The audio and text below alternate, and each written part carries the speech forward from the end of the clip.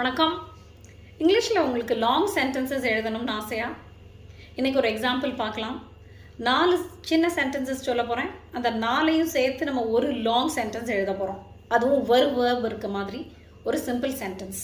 Okay, so இது ஒரு சேலஞ்சிங்கான exercise, இன்ட்ரெஸ்டிங்காகவும் இருக்கும். என்னென்னு பார்க்கலாமா? The man was innocent. He could have defended himself. He refused to speak. He was afraid of convicting his friend. இதுதான் அந்த 4 sentences. இப்போ நம்ம அந்த ஒரு sentence என்னன்னு பார்க்கலாமா? In spite of his innocence and his ability to defend himself, the man refused to speak for fear of convicting his friend. Refused மட்டும்தான் verb. மீதி verbs எல்லாம் நம்ம என்ன பண்ணிட்டோம்? எல்லாத்தையும் noun-ஆ மாற்றிட்டோம்.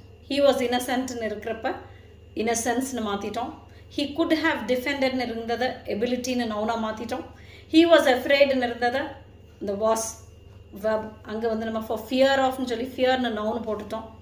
ரைட்? ஸோ இந்த மாதிரி லாங் சென்டென்சஸ் எழுதுறதுக்கு லேர்ன் பண்ணணும்னா நான் புதுசாக ஆரம்பிக்கிற simple compound complex sentences weekend கோர்ஸில் நீங்கள் ஜாயின் பண்ணலாம். September 13th ஆரம்பிக்கிறேன்.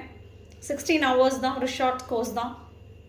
நீங்கள் லைவ் கிளாஸஸ் அட்டென்ட் பண்ணலாம், இல்லைனாலும் ரெக்கார்டிங்ஸை பார்த்தும் லேர்ன் பண்ணலாம். You have got lifetime access to recordings.